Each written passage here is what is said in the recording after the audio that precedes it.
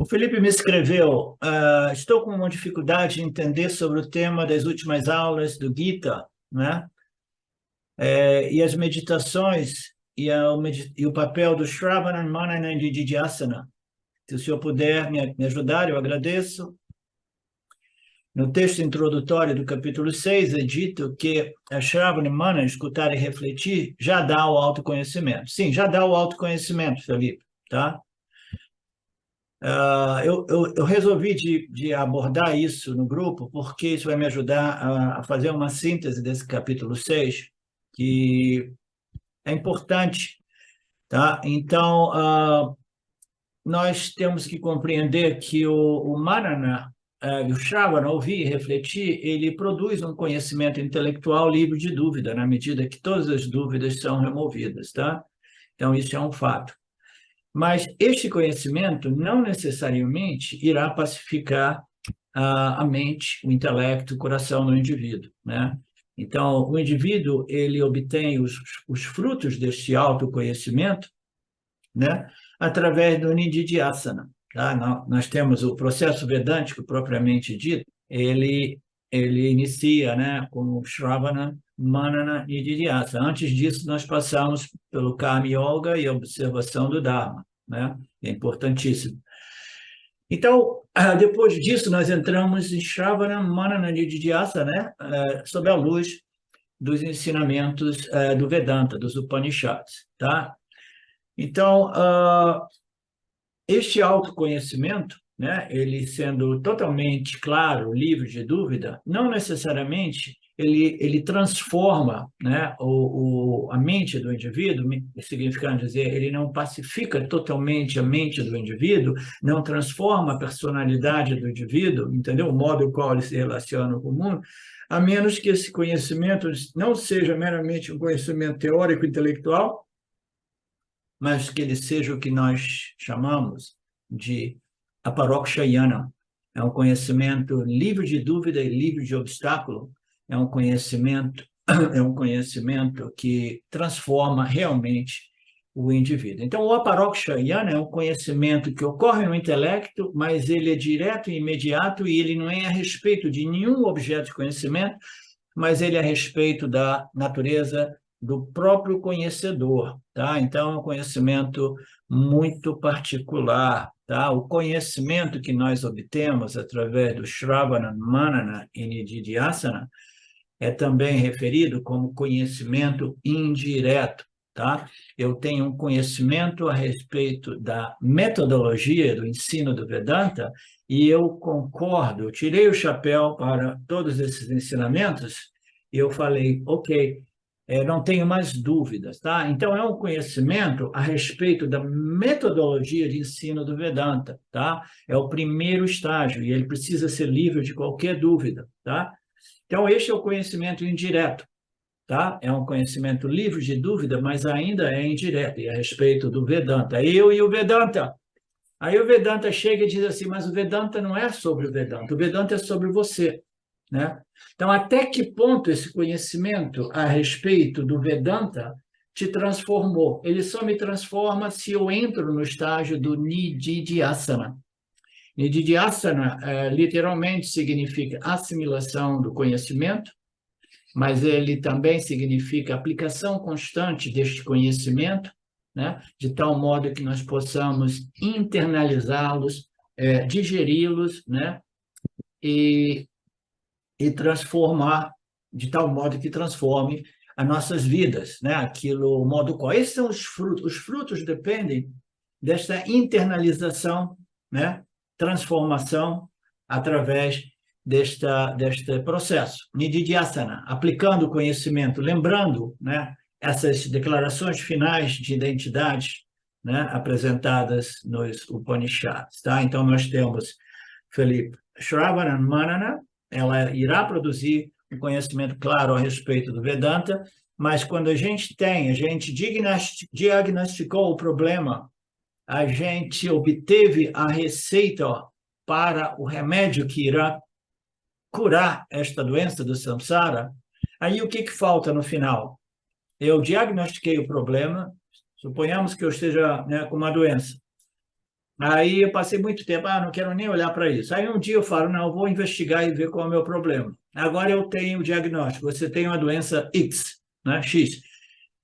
E como eu trato isso? Com esse remédio e esse mesmo, esses dietas, ou aquilo que seja, né?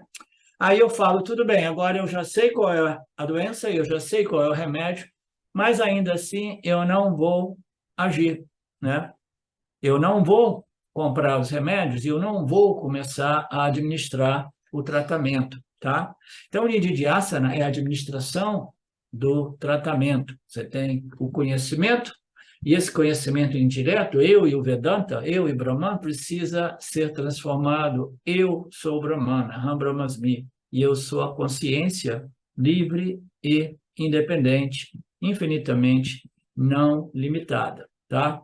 Então, você entende a distinção? Shravana Mana dá conhecimento, conhecimento é intelectual, esse conhecimento intelectual não liberta, não transforma, ele é dito ser indireto e ele precisa se tornar o conhecimento de mim mesmo como consciência, existência de natureza infinitamente não limitada. Este é o processo do Nididhyasana, ok? Então, o Nididhyasana é o que firma o conhecimento. Você coloca aqui, exato, é o conhecimento, é o Nididhyasana que não somente irá afirmar o conhecimento, mas irá internalizar o conhecimento, tá? O que significa internalizar? Né? É a aplicação do conhecimento de tal modo que esse conhecimento esteja à nossa disposição de novo e de novo, no início, através de um processo deliberado de lembrança e aplicação do conhecimento toda vez que a ignorância se manifesta. Então, eu estou aplicando o conhecimento na ignorância. Quando você aplica a luz na escuridão, a luz dissipa a escuridão. Quando se aplica o conhecimento, toda vez que a ignorância se manifesta, você está simplesmente dissipando aquela ignorância. Tá? Na medida que a gente vai fazendo isso, simultaneamente, a gente vai também produzindo outras vassanas, digamos assim, vassanas de extermínio de ignorância, entendeu? Então, essas vassanas dissipação, se diria, Márcio? As vassanas de dissipação de ignorância que você está aplicando na mente consciente através do seu esforço deliberado, né, da sua disciplina, da sua vigilância, isso é um trabalho feito na mente consciente. Então, ela vai neutralizando essas ignorâncias que estão profundamente arraigadas na mente inconsciente, né? E, simultaneamente, vai criando novas vassanas, vassanas de dissipação da ignorância. Então, você vai produzindo vassanas também, tá? Vassanas fundadas no autoconhecimento. Como eu digo muito frequentemente, esse conhecimento, para ser internalizado, ele precisa entrar, né?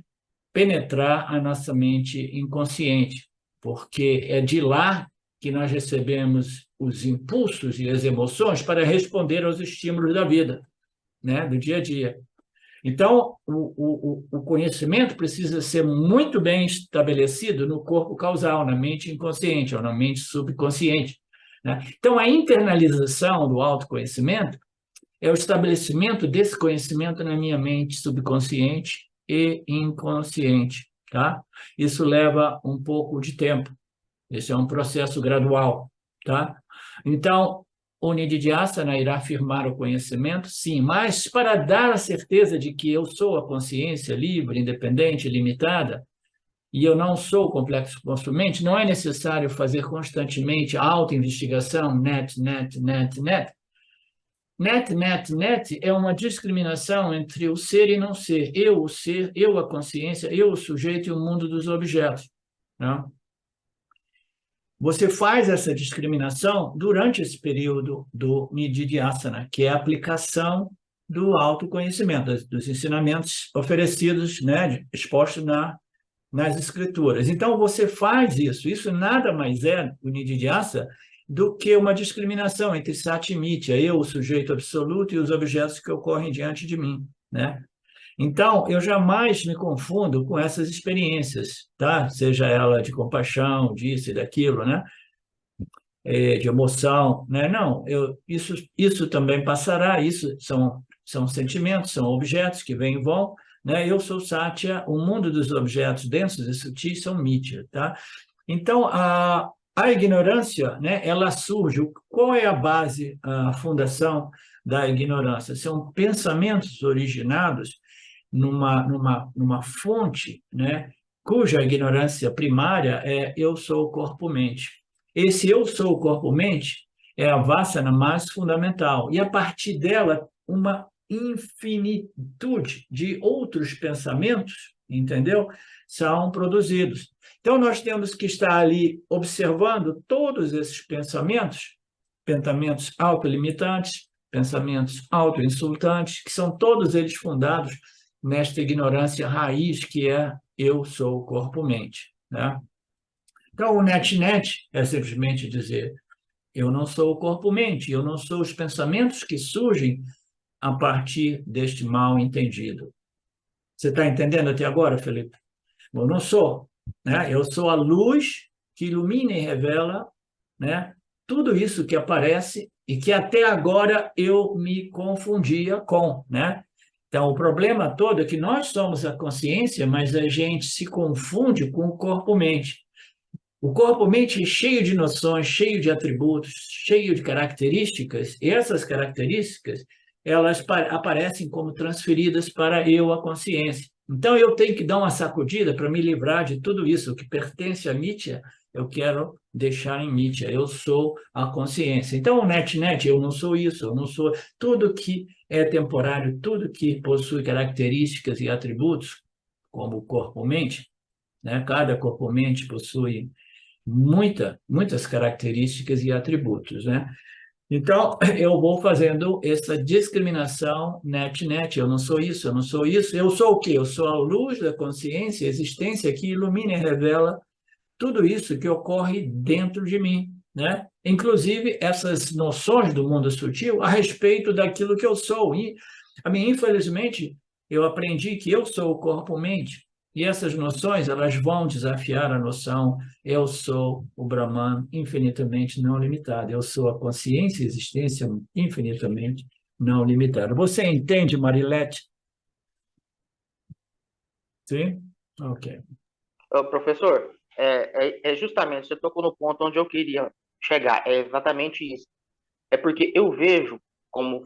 O senhor sabe que eu venho assim, de um background, de uma base budista. E isso, eles fazem muito bem, essa discriminação. Será que eu sou o corpo? Será que eu sou a mente? E esse tipo de meditação eu tenho feito. E eu acho, assim, fundamental... É que o senhor não tinha esclarecido isso ainda, para mim, pelo menos. Eu acho fundamental essa discriminação, porque realmente, quando a gente vai discriminar eu, o ser do não ser, né, você vê que não tem, que eu não sou nada disso, eu não sou o corpo, eu não sou minha mente, eu não sou as percepções, né? Então, eu acho fundamental essa discriminação para firmar os ensinamentos do Upanishad. E era Tá, nesse então, ponto... deixa eu continuar aqui, porque a sua questão é longa aqui, tá? Então, Ah, você tá, entende que pode continuar. o Nididhyasana, o Didhyasa é isso, é discriminação, tá? É Viveka, discriminar o real do irreal, o sujeito absoluto e os objetos, né? Ou seja, a discriminação de que eu não sou os objetos que aparecem em mim. Sim, diz Viveka, diz é um instrumento mais fundamental para o autoconhecimento, é separar, discriminar, discernir o ser do não ser, o sujeito dos objetos, o tempo todo. Parece que só a leitura, escritura e repetição de mantras não é suficiente para dar essa certeza. Não, você precisa Nididhyasana. Como você disse, o Nididhyasana é que vai firmar esse conhecimento e transformá-lo em conhecimento direto, conhecimento transformador, tá? Não conhecimento puramente, meramente intelectual. Então, é exatamente isso, a discriminação entre os sujeitos entre o sujeito e os objetos que aparecem nele, exato. A leitura a leitura, a reflexão, que é o manana dos Upanishads e do Gitas, né, são mais para ter certeza e validar esse conhecimento de que eu não sou o complexo. Sim, é para produzir a convicção intelectual de que eu não sou. Mas depois você enfrenta esse grande inimigo, né, que é a ignorância profundamente arraigada e depositada no corpo causal, né? Então você tem que fazer esse trabalho de internalização para neutralizar essa ignorância que está obstaculando, né, o seu potencial de desfrutar e transformar a sua vida, né? Aqui você tem uma outra questão. Né? E essa meditação de autoinvestigação deve ser feita nas fases de mana e nididhyasana. Sim. Sim, essa discriminação, elas são feitas no Mana e Nididhyasana, correto, ok? Então, eu só queria abordar isso e saber se você tem ainda alguma dúvida a respeito disso, né? Porque nós estamos falando sobre meditação, é o Nididhyasana do Vedanta, né? O Nididhyasana é a meditação vedântica, né? Mas no Gita, o Lord Krishna apresentou uma concessão, digamos assim, à meditação preparatória, que nós chamamos de Upasana, né? Para desenvolver foco e amplitude, né, mental, né? Então, nós temos o Karma Yoga, né? O Karma Yoga requer observação do Dharma e tem o poder de purificar a mente, né, de modo mais profundo e natural possível, né? E depois nós temos uma concessão que foi aberta ao Vipassana, a meditação tradicional de sentar, né, fazer um pranayama, fazer isso, fazer aquilo. Essas meditações, elas também servem para purificar ou purificar e desenvolver determinadas qualificações na mente também, purificação, preparação da mente, né? Mas a meditação vedântica, propriamente dita, é o Nididhyasana, né? E o Nididhyasana a gente pode fazer sentado, né? Parecendo que a gente está meditando convencionalmente, mas a gente está lá naquele fluxo, né, de lembrança, de visão desses ensinamentos, dessas declarações finais, e a gente está lá obcecado, né? Imerso em tudo aquilo.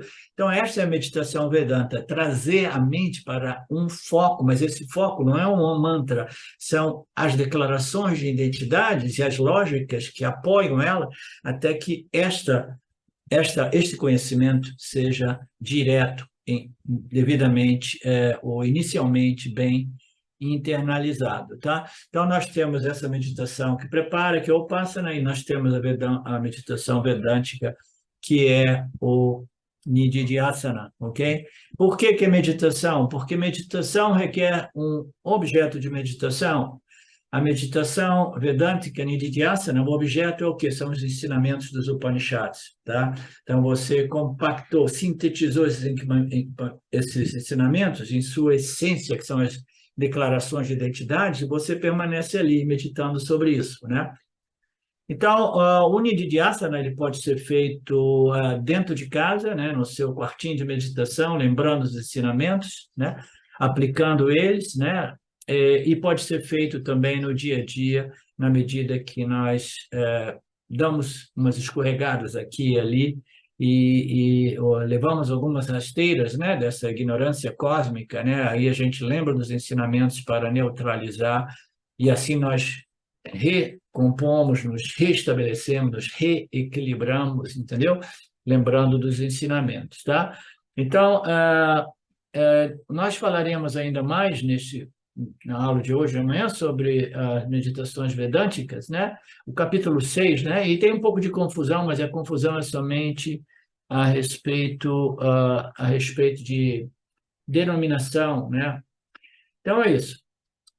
Vamos entrar na aula? Tudo bem, então, Felipe? Beleza, professor. É isso mesmo, exatamente. Muito obrigado aí. Obrigado a Bastante você. esclarecido. Ótima contribuição. Olá, queria trazer aqui para vocês o quanto eu tenho me beneficiado dos ensinamentos do Vedanta. Esses ensinamentos do Vedanta, eles mudaram a minha vida, o meu estilo de vida, né? A partir de uma compreensão sobre Jagata, o mundo, sobre essa pura inteligência, Ishvara, sobre o Jiva, né? A mente, o funcionamento, sobre a aplicação do Karma Yoga diariamente na vida, o quanto isso beneficia a purificação da mente, né? Para poder daí acessar aquilo que é mais valioso. Aliás, eu diria sem valor estimável, inestimável, né? Uma riqueza profunda, que é a compreensão sobre os ensinamentos de Satya, a consciência, a existência ilimitada que sou. Bom, eu sou uma aluna de Vedanta, desse grupo, Vedanta Brasil, que iniciei a jornada, estou no começo da jornada, mas essa jornada seria impossível sem o apoio diário de um professor qualificado, o professor Arlindo Nagar, nosso professor, que dedica a sua vida, que dedica as batidas do seu coração exclusivamente para o ensino do Vedanta. Ele gosta de usar a frase, o coração que se doa recebe. Então ele é esse coração que doa. E aí a minha pergunta e o meu convite é: e você? Tem se beneficiado também dos ensinamentos, da compreensão, da clareza desses ensinamentos que são trazidos para nós? Sim? Se sim, o coração que doa recebe. Então o convite é: se você se beneficia, você pode também fazer uma doação. Essa doação, ela é necessária, apropriada, para a manutenção, né, desse ensinamento vivo diariamente para nós. E é um convite para que a gente possa nutrir esse grupo com o dar e o receber. E se você se beneficia, tenho certeza, qualquer valor mensal é suficiente. É o valor que o seu coração sentir, mas é um valor apropriado.